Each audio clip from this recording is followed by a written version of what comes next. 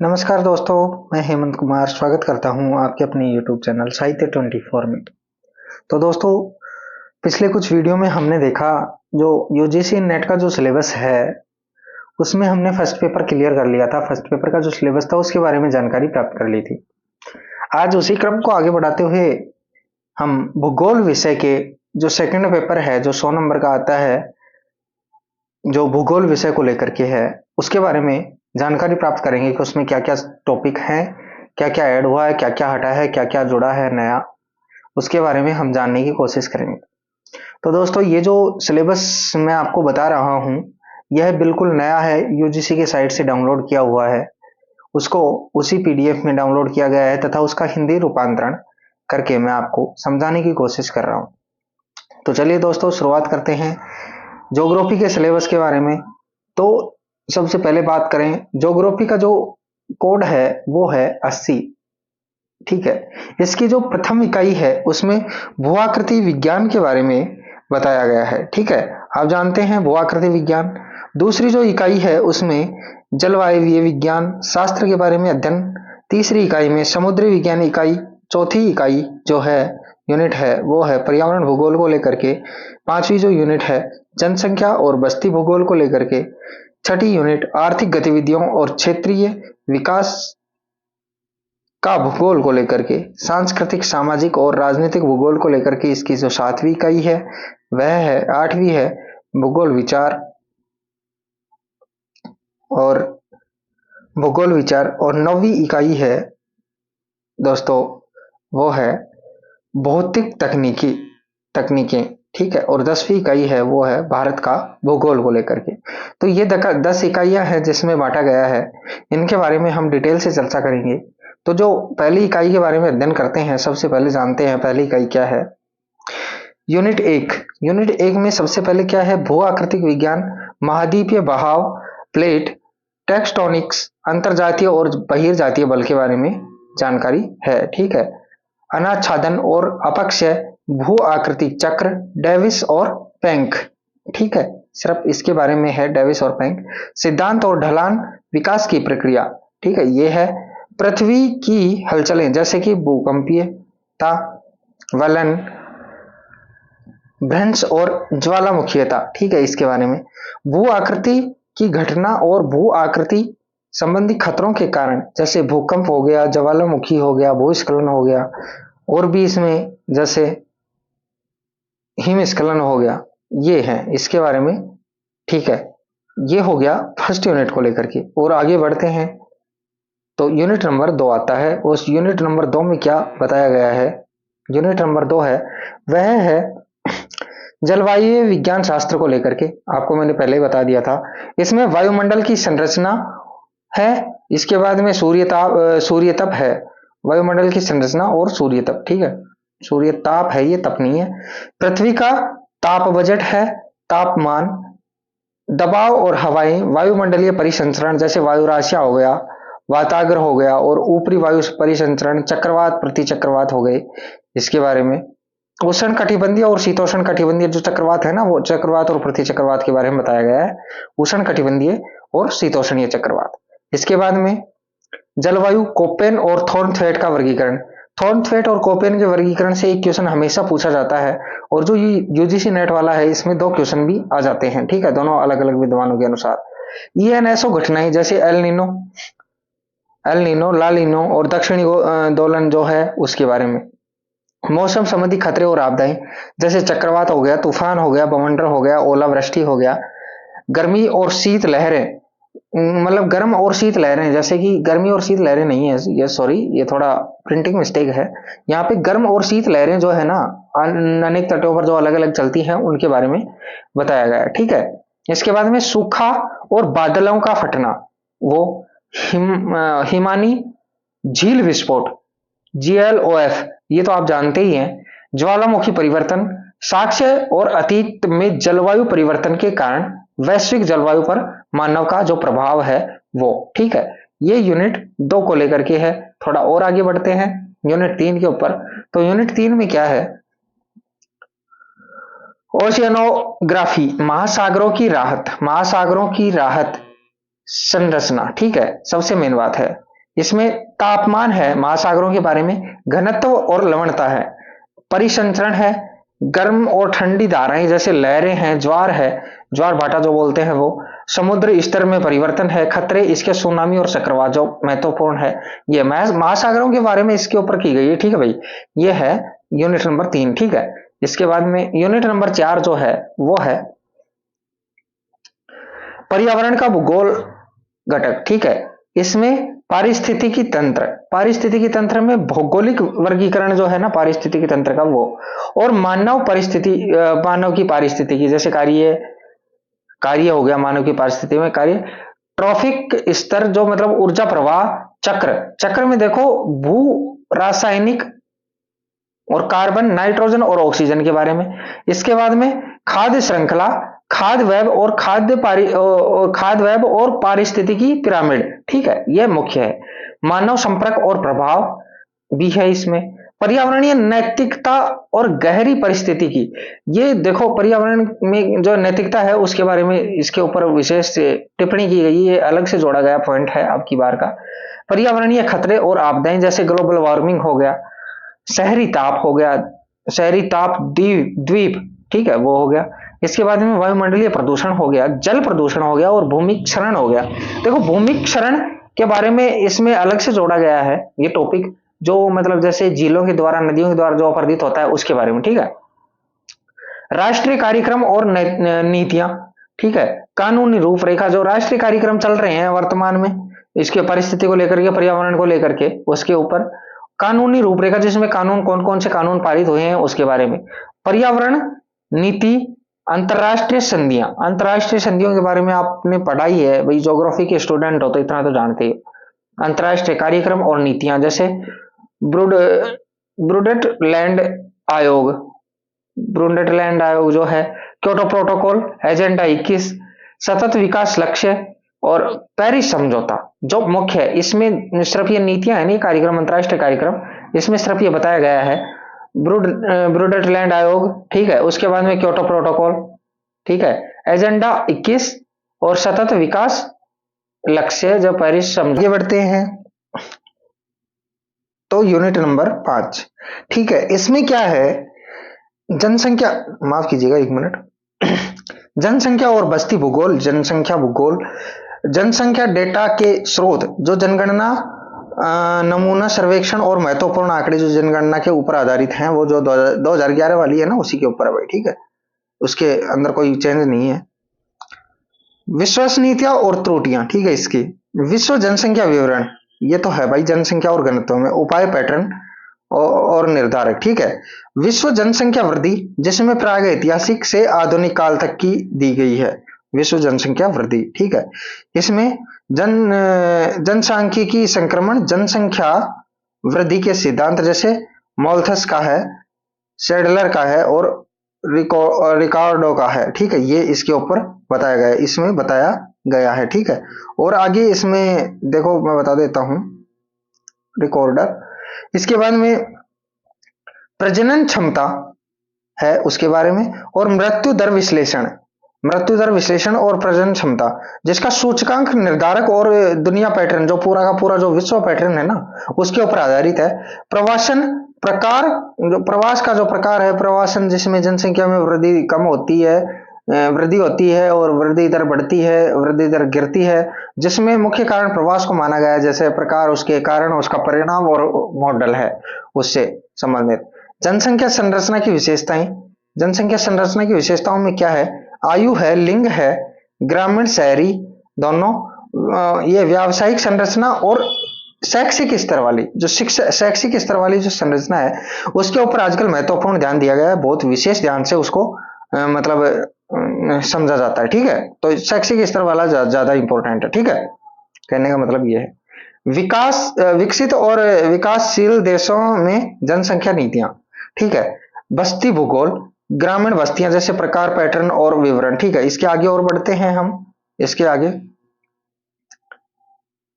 समकालीन समस्याएं जैसे ग्रामीण बस्तियां और ग्रामीण शहरी प्रवास, भूमि उद्योग परिवर्तन, भूमि अधिग्रहण और लेन देन, नगरों की उत्पत्ति के सिद्धांत, ये इसके अंदर मुख्य से जोड़ा गया है। ये कौन सा पार्ट बताया था मैंने आपको, यूनिट नंबर 5। और आगे बढ़ते हैं यूनिट 5 के ऊपर ही।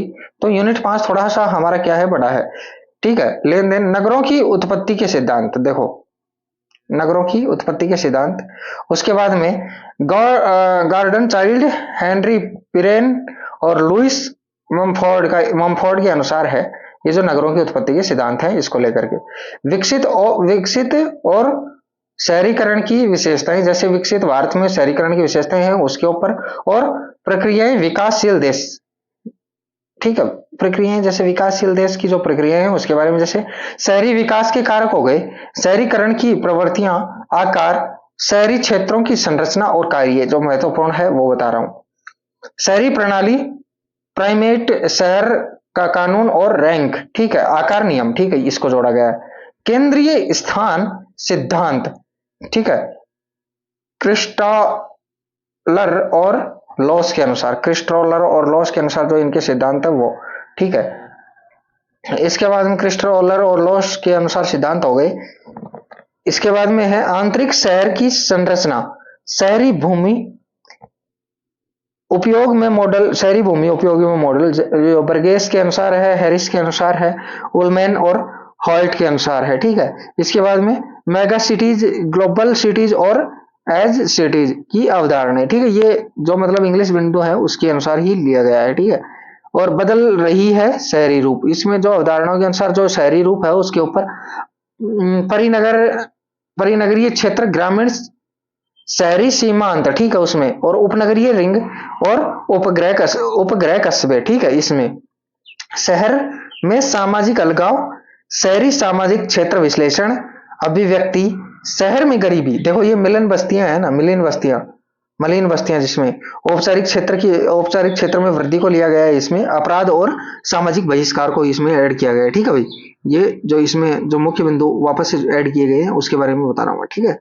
इसके आगे बढ़ते हैं, वो है इकाई 6 को लेकर के। तो इकाई 6 में क्या लिया गया है, इकाई 6 से जो लिया गया है वह है आर्थिक गतिविधियां और क्षेत्रीय विकास का भूगोल। आर्थिक गतिविधियों के स्थानीय संगठन को प्रभावित करने वाले कारक, और वो प्रभावित करने वाले कारक कौन कौन से, प्राथमिक, माध्यमिक और तृतीयक और चतुर्थक जो कारक है ना उनको लिया गया है, ठीक है। इसके बाद में प्राकृतिक संसाधन, वर्गीकरण, विवरण और संबंधित समस्याएं, वर्गीकरण, विवरण और संबंधित समस्याएं प्राकृतिक संसाधनों को लेकर के हैं। प्राकृतिक संसाधन प्रबंधन, विश्व ऊर्जा संकट, विकसित और विकासशील देशों के अंदर जो विश्व ऊर्जा संकट है उसके ऊपर, ठीक है।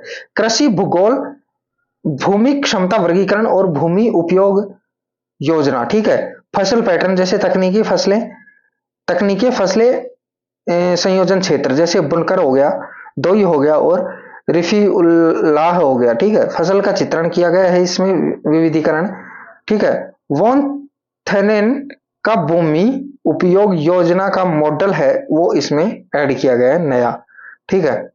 माप और कृषि उत्पादकता के निर्धारक, ठीक है, इसमें कृषि के क्षेत्रीय विविधताएं, उत्पादकता, ठीक है। उसके बाद में विश्व की कृषि प्रणालियां, औद्योगिक भूगोल, उद्योगों का वर्गीकरण, औद्योगिक अवस्थिति के कारक और औद्योगिक के सिद्धांत स्थान, एन वेबर, ई.एम. हूवर और ऑगस्ट लॉस, ए प्रेड और डी.एम. स्मिथ के अनुसार जो ये इसमें सिद्धांत दिए गए हैं, ये एड वेबर मतलब ए वेबर, ई.एम. हूवर और ऑगस्ट लॉस, ए प्रेड और डी.एम. स्मिथ के अनुसार। वैश्विक औद्योगिक, उसके आगे मतलब देखो इसमें आगे है वैश्विक औद्योगिक में, यहां से है ये कंप्लीट नहीं आया था इसलिए मैंने अलग कर दिया इसको, भाग को काट के।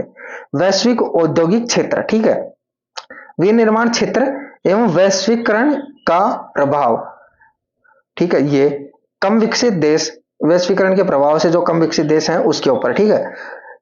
पर्यटन उद्योग, विश्व वितरण और विकास, सूचना और संचार प्रौद्योगिकी, आईसीटी, ये मतलब जो कंप्यूटर संबंधित है, आईसीटी उसके अकॉर्डिंग, ठीक है। और ज्ञान उत्पादन, शिक्षा और अनुसंधान एवं विकास उद्योग, ठीक है, उद्योगों के ऊपर ही है। परिवहन और व्यापार का भूगोल, इसके अंदर वापस से जो ये अलग है, ये स्थानीय अंतःक्रिया के सिद्धांत और मॉडल, ठीक है, इसमें क्या क्या है, एडवर्ड एडवर्ड उलमैन और एम ई हर्स्ट के अनुसार, ठीक है, कनेक्टिविटी और पहुंच के उपाय, ठीक है, देखो ये जोड़ने के और ये जो वहां से पहुंच के उपाय हैं उनको जोड़ा गया है, ठीक है। इसके बाद में और सूचकांक, स्थानीय प्रवाह मॉडल, ग्रेविटी मॉडल और इसके प्रकार, भाई ग्रेविटी है उसके बारे में, ठीक है, इसके प्रकार भी हो गए इसी के साथ साथ, ठीक है। विश्व व्यापार संगठन वैश्वीकरण और विश्व व्यापार पैटर्न को इसमें ऐड किया गया है वापस से, ठीक है। इंटर और इंट्रा की समस्याएं और संभावनाएं, क्षेत्रीय सहयोग और व्यापार, ठीक है। इसके बाद में क्षेत्रीय विकास विकास क्षेत्रों का प्रकार, ठीक है, ये औपचारिक और काल्पनिक क्षेत्र जो स्पेशल से ऐड किए गए हैं वो औपचारिक और काल्पनिक क्षेत्र है जो वो विश्व क्षेत्रीय असमानताएं, क्षेत्रीय विकास के सिद्धांत, अल्बर्ट ओ हर्समैन और गुन्नार, आगे और भी है इसके अंदर, मैं और करता हूं थोड़ा सा, गुन्नार, ये इधर देख लो, मोटा मोटा लिख रखा, अल्बर्ट ओ हिर्समैन और गुन्नार, मोयरडल, जॉन फ्रीडमैन, अविकसितताओं का निर्भरता सिद्धांत, वैश्विक आर्थिक ब्लॉक, ठीक है, भारत में क्षेत्रीय विकास और सामाजिक आंदोलन, इसको, ठीक है, ये है जो हमारे इस पैटर्न से संबंधित है। और आगे चलते हैं, जो यूनिट नंबर 7 है उसके ऊपर। यूनिट नंबर 7 में क्या है, सांस्कृतिक, सामाजिक और राजनीतिक भूगोल को लेकर के, सांस्कृतिक और सामाजिक भूगोल, संस्कृति की अवधारणा, सांस्कृतिक परिसरण, क्षेत्र और क्षेत्र, ठीक है, इसके अंदर जो सांस्कृतिक परिसरण है उसके अंदर बता रहा है, परिसरण के अंतर्गत, ठीक है। सांस्कृतिक विरासत, सांस्कृतिक परिस्थिति की, सांस्कृतिक अभिसंचरण, अलग अलग टॉपिक है ये, आप लिखते रहिएगा, ठीक है। सामाजिक संरचना और प्रक्रियाएं, ठीक है, सामाजिक खुशहाली और जीवन की गुणवत्ता सबसे मेन टॉपिक है। सामाजिक बहिष्कार, सामाजिक का स्थानीय विवरण, जो भारत में समूह है उसके अनुसार, जनजाति, जाति, धर्म और भाषा के अनुरूप इसको मतलब डिफाइन किया गया, बांटा गया है। पर्यावरण और मानव स्वास्थ्य, रोग, पारिस्थितिकी, पोषण संबंधी स्थिति, जैसे कि एटियोलॉजिकल स्थितियां, वर्गीकरण और भारत के विशेष संदर्भ में स्थानीय और मौसम विवरण, पैटर्न, भारत में स्वास्थ्य देखभाल योजना और नीतियां, भारत में चिकित्सा, पर्यटन, राजनीति, भूगोल, सीमाएं, ठीक है, भारत के विशेष संदर्भ में है ये सब सारे के सारे, ठीक है। हॉटलैंड और रिमलैंड के सिद्धांत हैं जो ये भारत के संदर्भ में ही हैं, जो इनको वापस से जो विदेशी विद्वान हैं इनके सिद्धांतों की, ठीक है। इसके बाद में राजनीतिक भूगोल में रुझान और विकास, भूगोल संवाद, भारत में चुनावी सुधार, चुनावी व्यवहार के निर्धारक, ठीक है। और आगे बढ़ते हैं,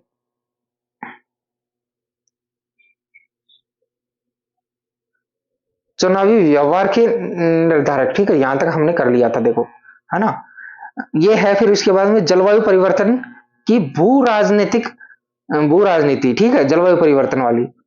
इसके बाद में विश्व संसाधनों की भू राजनीति, ठीक है। इसके बाद में भू राजनीति भारत महासागर की, ठीक है। इसके बाद में क्षेत्रीय सहयोग संगठन, सार्क है, आसियान है, ओपेक है, यूरोपीय संघ है, इसके अनुसार एक वैश्विक प्राकृतिक संसाधनों की नव राजनीति है, इसको ऐड किया गया है भाई, ठीक है। इसके बाद में और आगे बढ़ेंगे हम,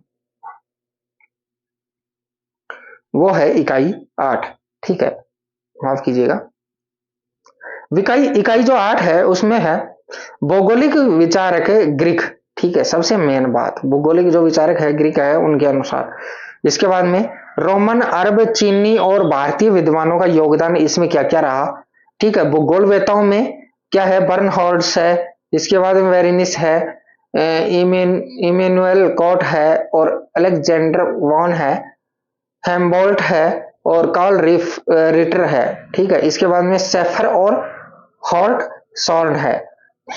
भौगोलिक पर ड्राइवनिंग है ना, ड्राइवनिंग का सिद्धांत का प्रभाव है, ठीक है। इसमें भारतीय भूगोल में समकालिक रुझान जो है उसके अंतर्गत मानचित्र कला, विषयगत और पद्धतिगत योगदान, प्रमुख भौगोलिक परंपराएं, पृथ्वी विज्ञान जो इसके अंदर मानव पर्यावरण संबंध, ठीक है, क्षेत्र अध्ययन और स्थानीय विश्लेषण, ठीक है, इसके आधार पर द्वैतवाद, भौगोलिक अध्ययन, भौतिक बनाम मानव, ठीक है, सबसे मेन बात क्षेत्रीय बनाम व्यवस्थित, क्या बोल, ये मैं भूल गया, व्यवस्थित, क्षेत्रीय बनाम व्यवस्थित, गुणात्मकता बनाम, ठीक है, गुणात्मकता बनाम मात्रात्मक, ठीक है, वैचारिक बनाम नाम मात्रा, ठीक है, ये प्रतिमान बदलाव परिप्रेक्ष्य में भूगोल, ठीक है, परिवर्तन बदलाव के परिप्रेक्ष्य में भूगोल।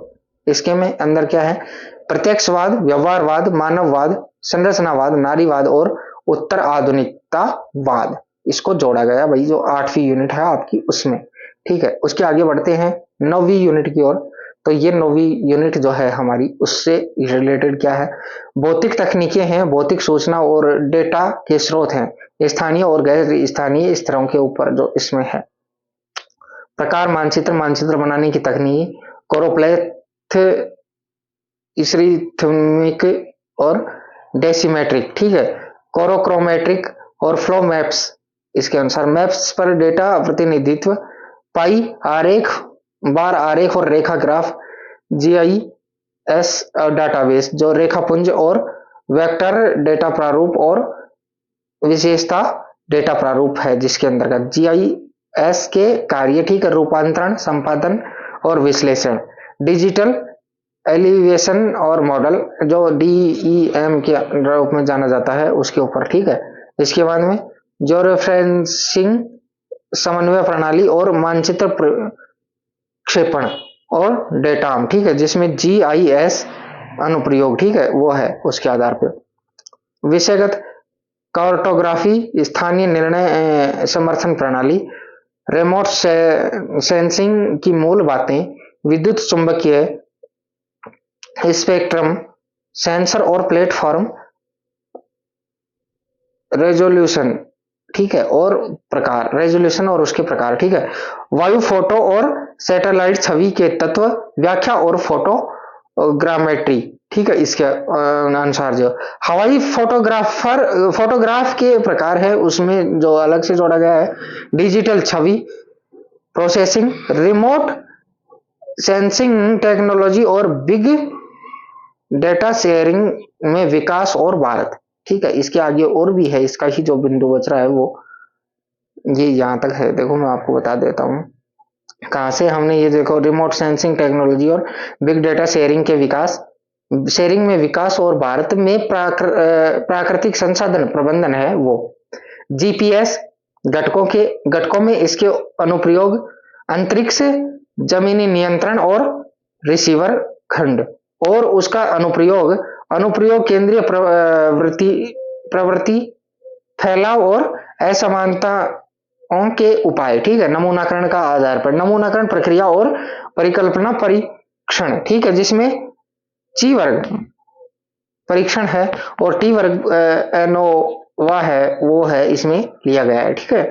समय श्रृंखला विश्लेषण, सह संबंध और प्रतिगमन विश्लेषण, विश्लेषण ये जोड़े गए हैं, सूचकांकों का मापन, निर्माण संकेत स्केल फ्री और समग्र सूचकांक की गणना, प्रमुख घटक विश्लेषण और क्लस्टर विश्लेषण, मॉर्फोमेट्रिक विश्लेषण, धाराओं का क्रम, द्विभाजन अनुपात, इसमें जल निकासी घनत्व और जल निकासी आवृत्ति दोनों के दोनों हैं, ठीक है। इसमें बेसिन परिपत्रता अनुपात और फॉर्म फैक्टर प्रोफाइल, ढलान विश्लेषण, क्लिनिकोग्राफिक वक्र जो है, हिपोसोग्राफिक वक्र है और एल्टीमेट्रिक फ्रीक्वेंसी ग्राफ है। और उसके बाद में यूनिट हमारी 10 आ रही है आगे की ओर, ठीक है। ये जो 10वीं यूनिट है